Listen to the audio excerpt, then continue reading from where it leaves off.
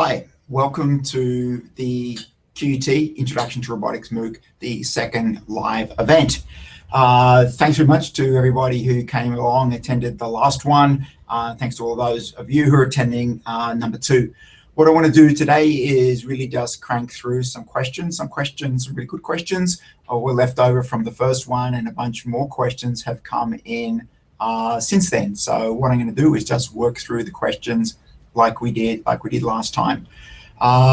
Just before I do that, I'd just like to talk about what I'd like to do in event number 3, which will be in about a week's time.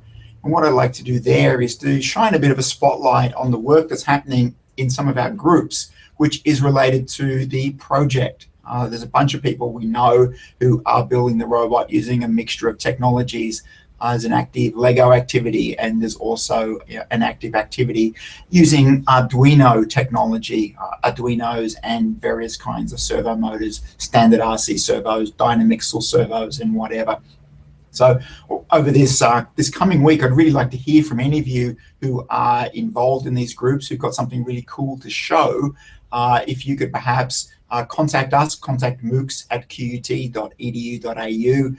Perhaps point us at some material that you've got up on YouTube. It could be a YouTube video which shows maybe a very short PowerPoint type presentation, the highlights of what you've been doing, but even better, show us the robot, show us what you've actually been able to build, and we'll share that with everybody else through the broadcast. And some of the tutoring team, James, Jack, and Obadiah, will come in and perhaps answer any questions that might arise. So let's get into the questions. The first question I've got is from Chris Sykes, and Chris asks, do I see the biggest problem with robotics and exploration as the extended power source? i.e., is there enough power for these devices? And it's a really good question, and there is a real problem, I think, with power sources for all sorts of devices. We're frustrated with how quickly our phones go flat, tablets go flat, and for robots which have to expend energy not just on thinking and sensing, but also on locomotion, battery life is a really, really big issue. If you've seen the Asimo robots, the small humanoid robots from Honda, you see that they wear these big backpacks, right? And the backpacks are essentially full of batteries, as I understand it. So the batteries are a really big issue. I did a few sums. This is something I looked at a while ago, and I just revisited the calculations that I did. If you've got a LiPo battery pack, a 3-cell battery pack, it might hold 87 kilojoules of energy when it's fully charged, and it weighs 200 grams. A cube of sugar weighs 4 grams and contains 68 kilojoules of energy. And so it's clearly an advantage that biological systems have. We can consume cubes of sugar, bread, chocolate, energy drinks, all of these sorts of things, and that's what gives us the energy to run. My brain consumes 18 watts continuously, and however many watts I need to move around the world. So clearly, biological systems have got the energy problem sorted. We've got a long way to go for robotics. I'm not sure if people are doing work on robotic stomachs. If you had a robot, then you could feed it bread and chocolate and energy drinks, and it would run. It might actually be some advantage in building such a thing, but I don't know of anybody doing work in that particular area. So bottom line, yeah, energy sources for robots is a really big problem.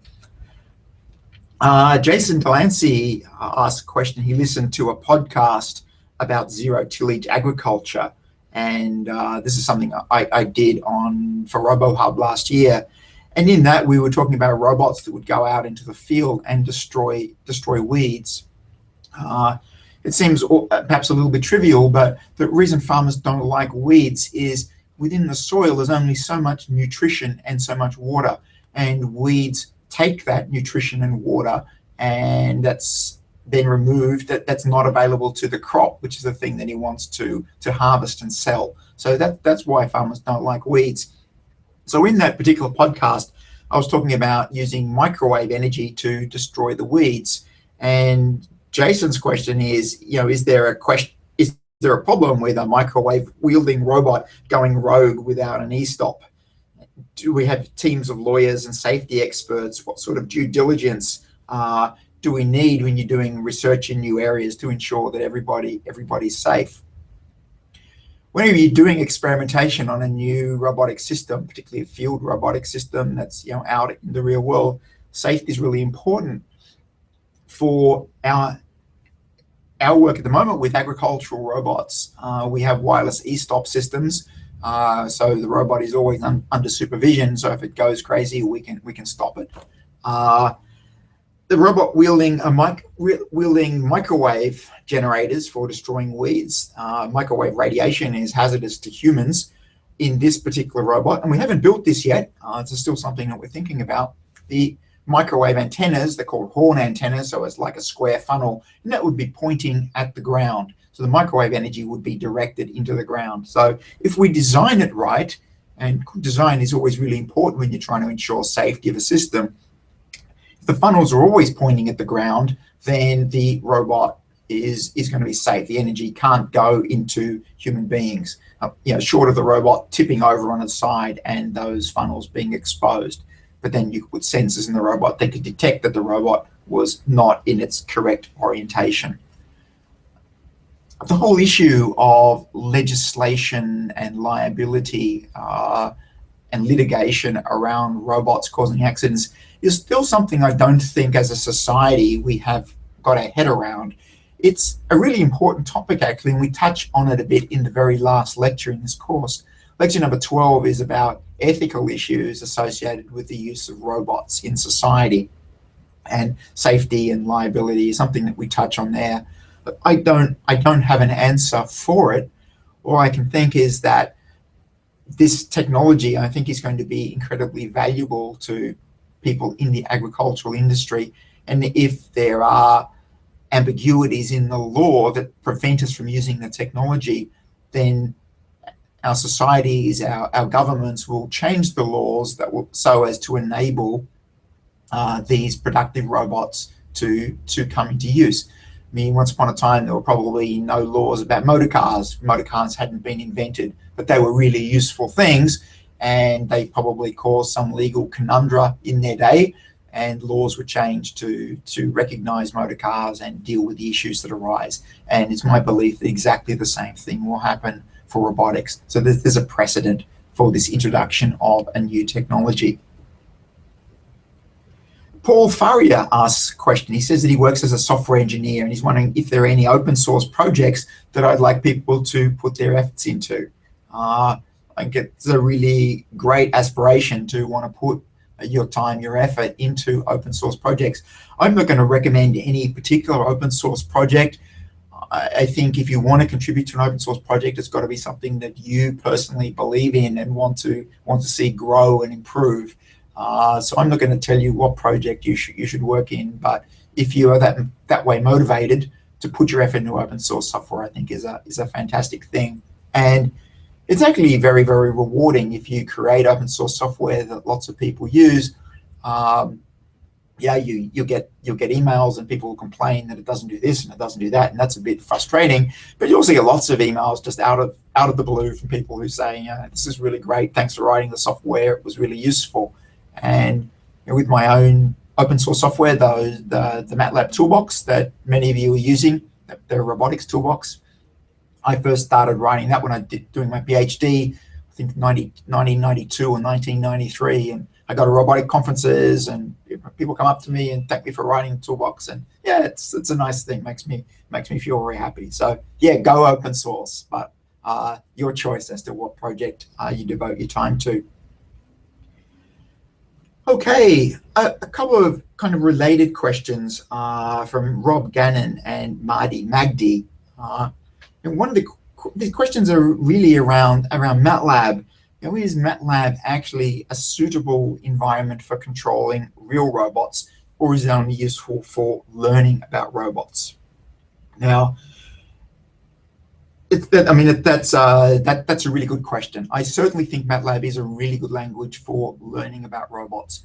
And what I like about MATLAB, about working in MATLAB, is that it is it's a very powerful environment in which to work. With just a few functions, a few lines of code, you can get an awful lot done.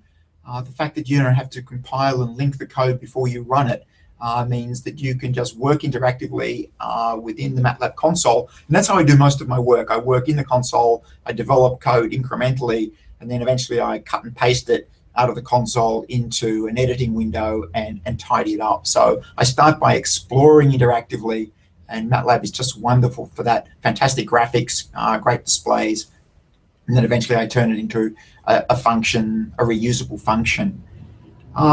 For real robots, MATLAB is perhaps a bit more problematic, but there's some really good developments happening with the MATLAB product that I'll share with you in a moment. So if you want to use a small computer like, say, an Arduino or a Raspberry Pi, then you're not going to find a version of MATLAB that will run on that particular platform. To write robot control program on those small platforms, you're going to be writing it in C or C++ or perhaps in Python. But what's happening with MATLAB at the moment is it is developing some quite good capabilities for code generation.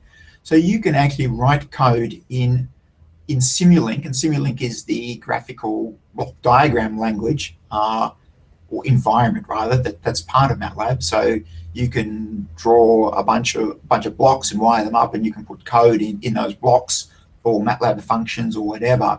And then you can ask Simulink to export that as executable code. So it will compile a diagram into code and push that into a piece of hardware. And they have hardware support packages now for Raspberry Pis and for Arduino, and I think for Android phones and a bunch of other platforms. So you can write code in MATLAB, export it as a runtime into those other environments. So it produces, quite time efficient runtime code. And I've experimented with this capability, and it works as advertised. Now, another part of the question from these guys is around ROS. For those of you who don't know, ROS stands for Robot Operating System. It's actually not an operating system, it's rather poorly named. It is really, it's robot middleware. It's a bunch of software that runs mostly on Linux computers, Ubuntu Linux in particular. And it provides a framework that allows a lot of different programs to communicate by publishing and subscribing messages. It's a very, very powerful architecture. It's probably been around since, 2008 or 9. Nowadays, most robotics labs use it, and a number of robot companies use it. Baxter Robot, for instance, is based on ROS. And because it's this one common environmental framework where programs can communicate with one another, people have built some awesome ROS capability. We call them ROS nodes. So you can find nodes that can read from cameras, that can read from laser scanners, that can drive robots, that can do path planning, that can do map building. There is a huge range of really capable, well-tested code that's written for the ROS environment. Generally, if you want to write a program that plays in the ROS environment, you're going to write it in C++, or you're going to write it in Python. You can also write in Java, but Python and C++ are what most of these packages are written in. Now, until recently, if you wrote a program in MATLAB, you were disconnected from the ROS world. You could do some stuff in MATLAB, maybe you get your code working right, and then you'd rewrite it in C++ or in Python and build it into a ROS node, and away you go. Very recently, in MATLAB release 2015A, which only just came out, I think, last week, there is now a thing called the Robotics Systems Toolbox. And this is a bunch of functionality that allows MATLAB programs to communicate with the ROS framework. So there are functions that let you read a topic. There are functions that let you write a topic.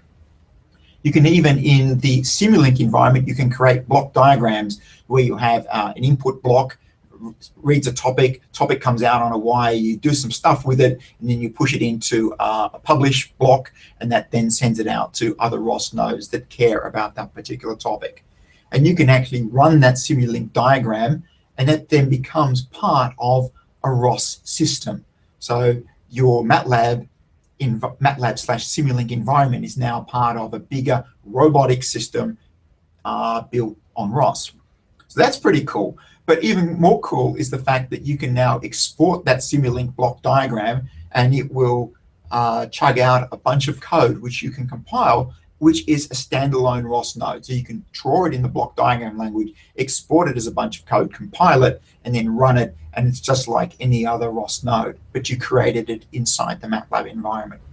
So there is now the ability to have robotic algorithms written in MATLAB playing with real-time stuff happening in the ROS world, and that's a fantastic development. To say, it only came out a week ago. I think once people learn about what it can do, it will start to become quite widely used. I like MATLAB. I've used it for a long time. I find it very convenient.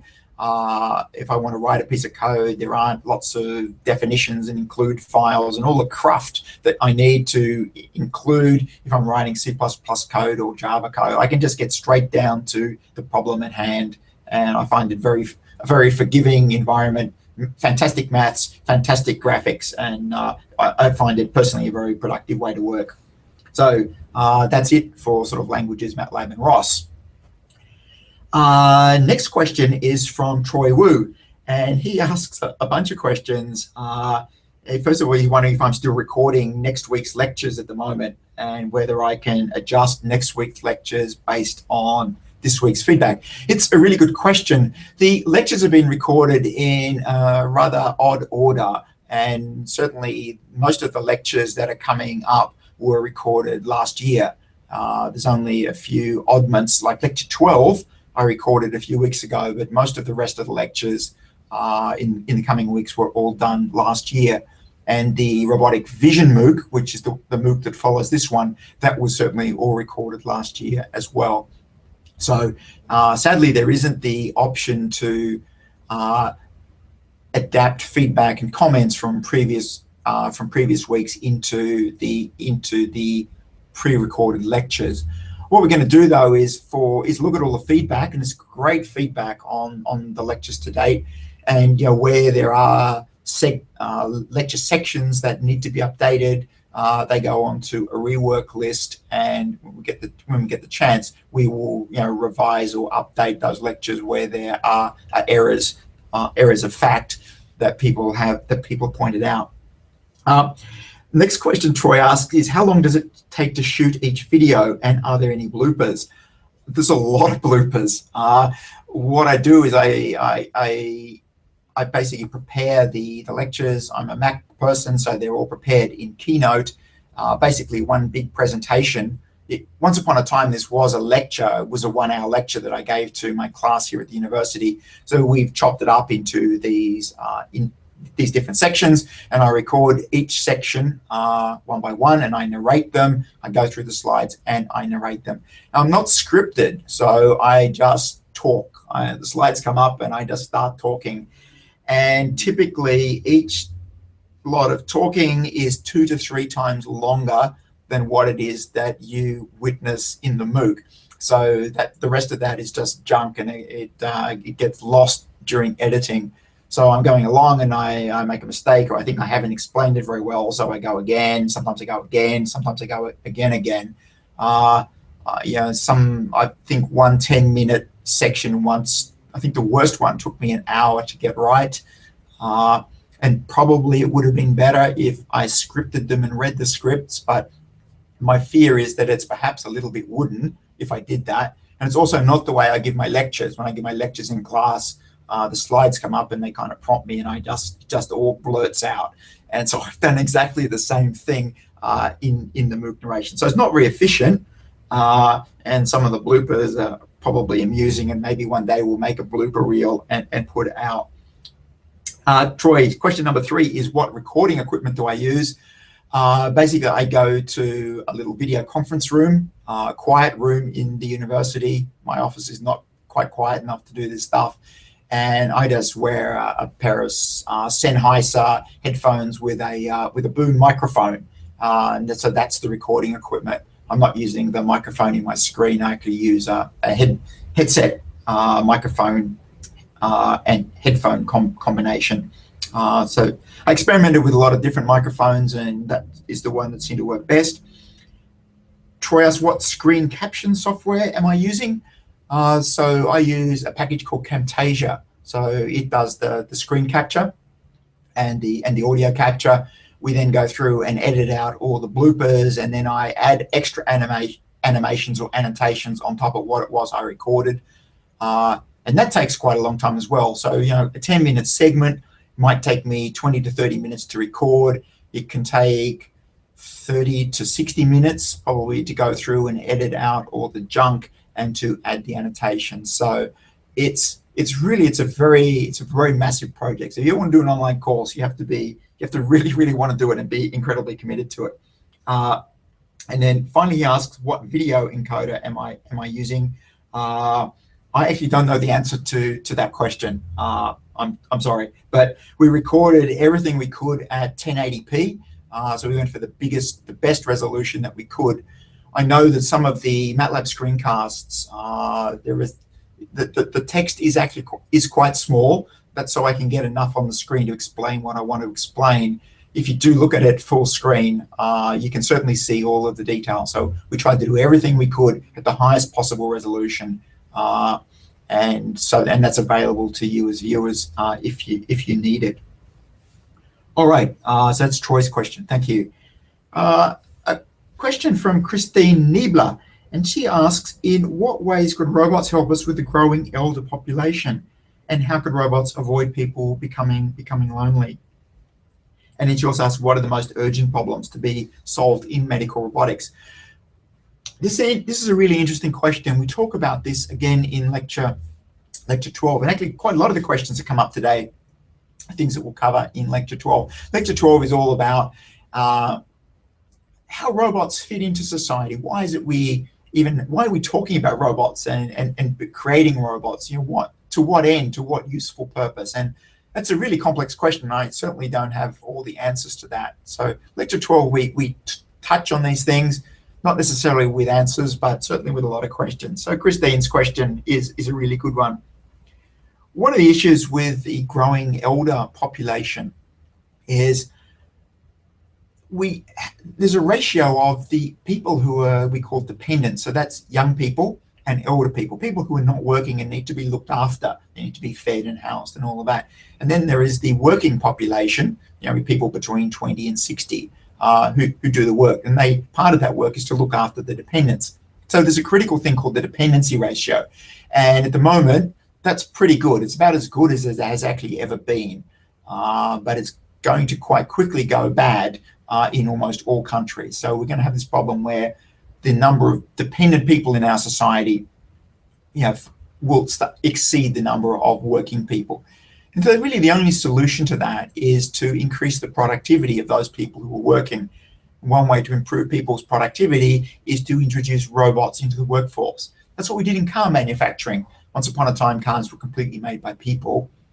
That, you know, over time became more and more expensive, but we could make the people individually more effective, more productive by throwing robots into the mix.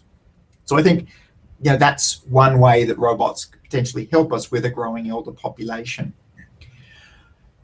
Can robots stop people feeling lonely? That's a really interesting question. Human beings have a remarkable ability to connect at an emotional level with almost anything. I mean, with their motor car, with a pet, even with inanimate objects. So it is possible that people could perhaps feel connected to machines, robot machines, and particularly if these robot machines are human in appearance, then, you know, perhaps that would happen. At our lab, we have a number of the Now robots. These are little Aldebaran humanoid robots. I don't know, they're about maybe half a meter tall. And everybody who sees these things just falls in love with them because the Now robot looks up at them with these big, adoring eyes. People's hearts melt and they want to pick the robots up and cuddle them. It's quite extraordinary. So there's something just in the appearance of these machines that messes with the way people's heads are wired and makes them feel an emotional attachment to the machine. So it's entirely possible that we could use human-looking robots to emotionally bond with people and cure their loneliness. It's a question about whether that's the right thing to do or not. So maybe it could happen, but we need to have a conversation about whether that's the right thing to do. What are the most urgent problems to solve in medical robotics? I think the most urgent problem in the whole healthcare system is its cost. In my country, we have continuous debates about the cost of healthcare and whether as a country we can afford to provide the healthcare that we do to the population. This is probably a conversation that happens in many other countries around the world. As the population gets older, the cost of healthcare is only going to go up. We live longer, more elderly people, it's going to be very expensive. So once again, the only way you can make things cheaper is to improve the productivity of the people who provide the service, healthcare workers, and that could be by augmenting them with robotic aids. And there's lots of jobs in the healthcare system that are pretty menial. So you look in a hospital, thousands and thousands of people doing all sorts of things. Maybe robots could do simple things like change beds, take the linen off, make a bed, lift a patient from a wheelchair into a bed, off a bed into a wheelchair, take people to the bathroom, all sorts of things that perhaps don't require a huge amount of skill. Robots did those, free human beings up to do things that require knowledge of medicine, real human communication skills, empathy, and so on. So lots of scope. The big issue is how do we reduce the cost of healthcare, keep that quality of the healthcare there, but reduce its cost. The next question, Yogesh Saini asks, as industrial robots get more sophisticated and can handle more complex tasks, what are the chances of robots eliminating workers in the manufacturing industry? And it's a really good question. And it's a complex question, but the answer is, I think that as robots come in, yes, they will displace some workers, and that's uncomfortable. And clearly it's unfortunate for the workers who were displaced. But the story is a bit more is more complex than just that. So let's consider a country. Let's consider the United States. And the United States builds a lot of automobiles. And the automobiles are built by people and robots. If the cars were built just by people, they would be so expensive that no one would be able to buy them, because labor in the United States is much more expensive than labor is in the East. So if the decision was made that you would have no robots in car factories in the United States, then that industry would probably fold, and the United States would import all its cars from Asia. So by having some robots in the factories, the productivity goes up, you maintain a viable industry, and that employs some people, it generates wealth, and it pays taxes. So actually it's a good thing to have. So that's one thing that you need to think about when you talk about robots and jobs. Another one is that every time there's a technological revolution, some jobs are destroyed and new jobs are created. So when Gutenberg invented the press, that was fantastic. That made books available at a really low cost, and it helped to spread knowledge to not just rich people, but to everybody in society. So you'd have to argue that Gutenberg's invention of press was a great thing. But before that, books were transcribed manually by monks. So probably after Gutenberg's press, then there's a lot less call for monks to transcribe books. So great for knowledge transfer to ordinary people, bad for monks. Another story is when radio was invented early last century, it did terrible things to the piano industry, because before the invention of radio, people used to play pianos of an evening and sing. Radio came along, music was available, nobody had to play the piano, and piano sales just dropped, just decimated the piano industry. And there are countless examples of that. The invention of the automobile made less work for people who delivered hay to feed the horses, less work for blacksmiths making horseshoes. So, and so it goes. For every technological revolution, there are winners and losers. So for the introduction of robotics, yes, some people who work in manufacturing, some jobs will be lost. but other jobs will be created. What those jobs are at the moment, I can't see, but I'm sure they will be there. And so yeah, maybe that's, I've probably gone on long enough talking about robots and jobs. We'll talk a bit more about this in lecture 12. And if you've got ideas or strong views on this business of robots and jobs, then start a thread in the discussion forum. I'd certainly like to be having these kind of discussions in week 6. But if you want to start those discussions now, go #jobs and start having a debate about robots and jobs. All right, I've got a list of questions that Obadiah printed out for me. What do I have here? Vadi Mysore asks, all roboticists should have advanced knowledge of mechanical engineering and computer science. Is not this correct, especially for advanced research? Look, it's a good question. I think, so the question is about mechanical engineering and computer science and what's the balance of those things in modern robotics research. Probably to this, you should add electronic engineering, because really a robot is a mechatronic system. It comprises mechanical components, electrical components, and software.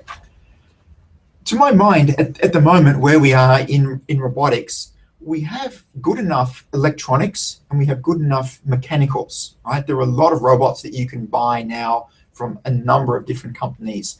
And they're great. There are great mobile robots with wheels. There are fantastic flying robots you can buy. You can buy great robot arms from a number of different companies.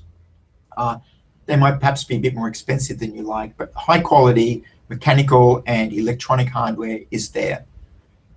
Really, in my view, the big challenge in robotics today is in the algorithm department. It's the software, the algorithm, the smarts, if you like, that's severely lacking.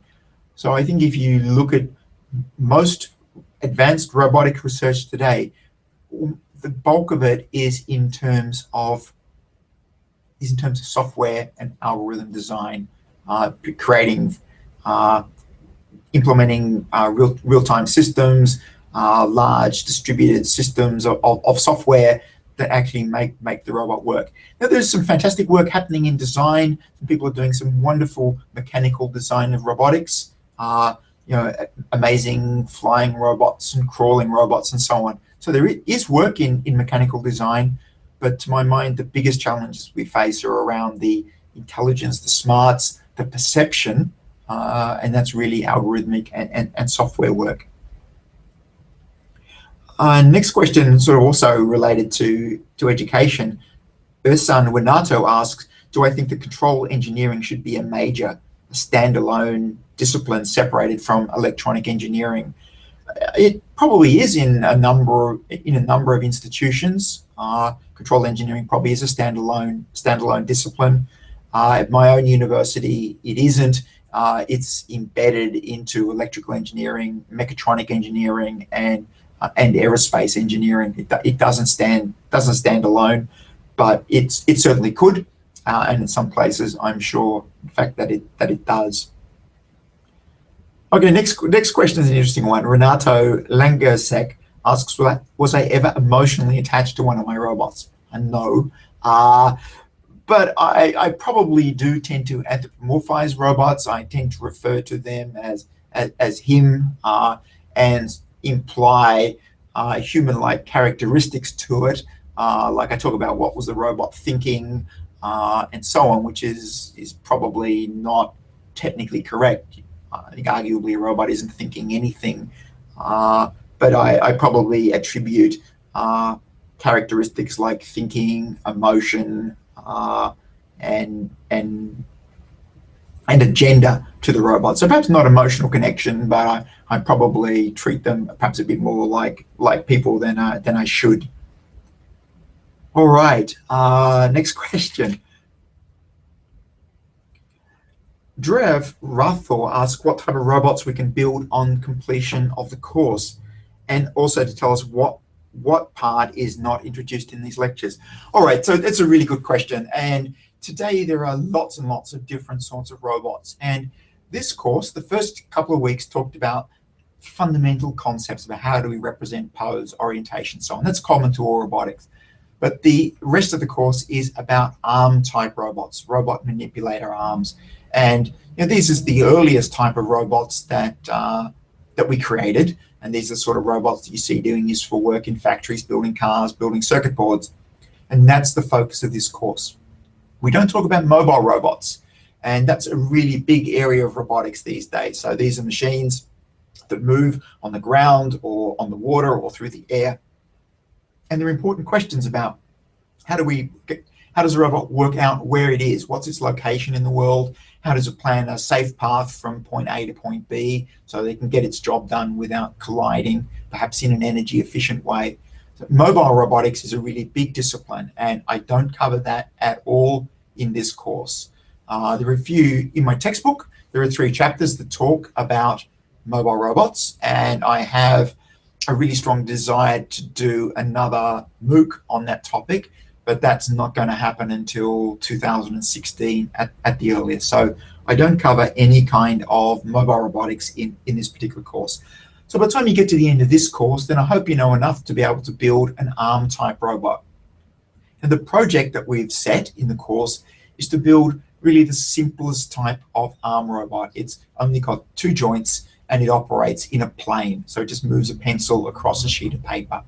If it had only 1 joint, then I don't think you could really call it a robot. So we're getting you to build a robot with 2 joints. And if you got really enthusiastic about this, then you could extend it to 3 joints. Maybe you could make it move in 3 dimensions instead of just 2 dimensions. So there's a lot of scope, but this course is going to take you only as far as simple arm-type robots. Next question, Hariprasad Kandiraju asks, could I suggest a method or suggestions on how to get updated with research in the robotics field? This might depend a bit on where you are and perhaps what your educational situation is. Are you a high school student or an undergraduate student or a research student? Typically, the way that PhD students and researchers get updated with what's going on is to read technical journals, which tell you what's happening in the field. There are magazines that you can subscribe to. The IEEE has a Robotics and Automation Society, and they have a very readable magazine which tells you a lot about what's going on in the field. They also have a number of journals. So if you're an undergraduate or graduate, you could join the IEEE, join the Robotics and Automation Society, and get access to information that way. A really good way is to go to a conference. At a conference, you can sit in a technical session, you can hear people talking about their research, and you can get to meet them during the breaks and have great conversations. So there is the ways that I know about connecting to state-of-the-art research.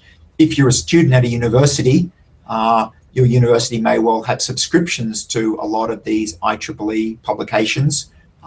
Other publishers, Springer and Elsevier, also have robotics journals. So if you look in your university library system, enter the keyword robots and find what publications they've got, what books they've got in their library, ebooks, paper books, and start reading some of those. These are all good ways to get up to date. All right. A technical question here from Michael Stevens, and this is related, I think, to Lecture 5 when we're talking about accelerometers.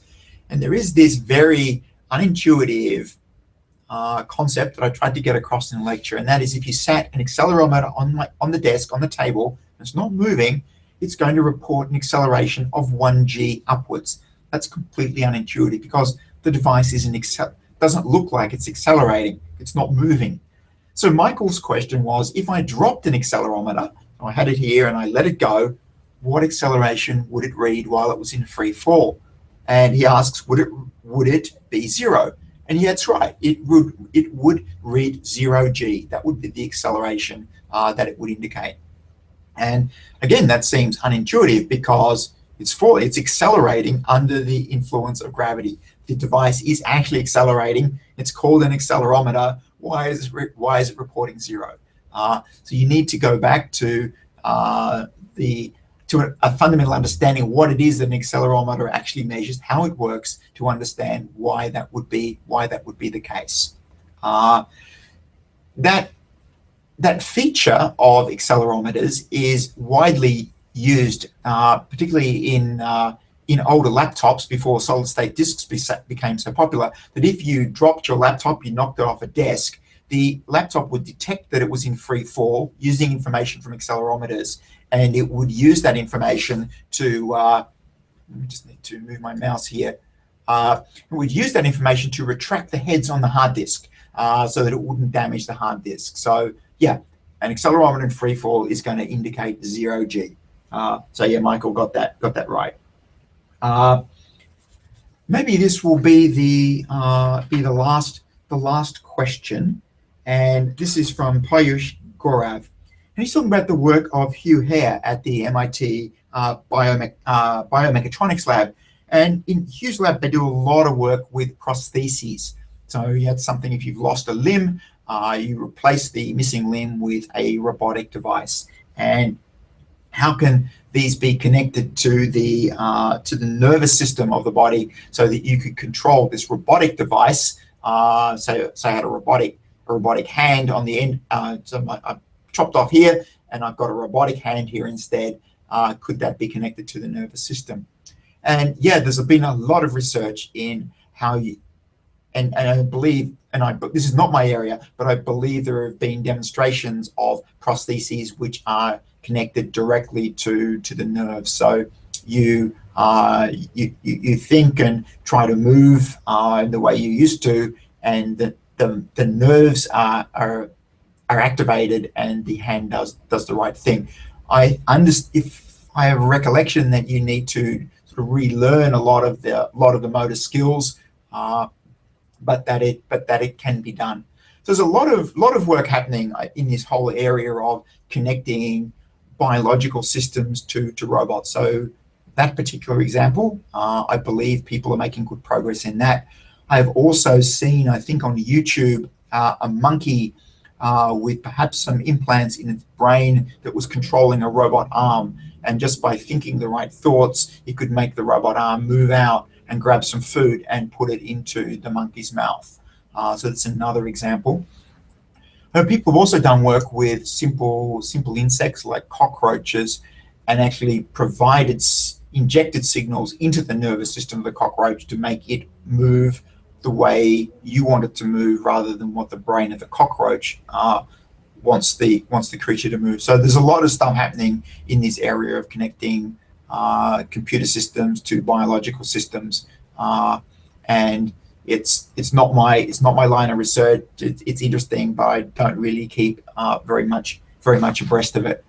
I've been talking for 45 minutes. That's probably more than enough talking from me. Look, there's some really wonderful questions. Thank you very much for sending those in. As I say, I'm pretty much out of time. Next week, as I said, we want to try and have an event where the focus is very much on the groups. In order to do that, we need to hear from the groups. So those of you who are working away in many of the active groups inside the discussion forum, we'd really like to hear from you, and particularly find out how we can get some representation of what it is you're doing, be it a few slides, be it some videos, and be very happy to reflect that back to the whole MOOC cohort. And maybe if you've got questions as well, send those in, project-specific questions, send those in, and we'll get the TAs, Jack, Obadiah, and James, to answer some of those. So until next week, thanks very much for being here, and I hope you continue to enjoy the course. Thanks very much. Bye.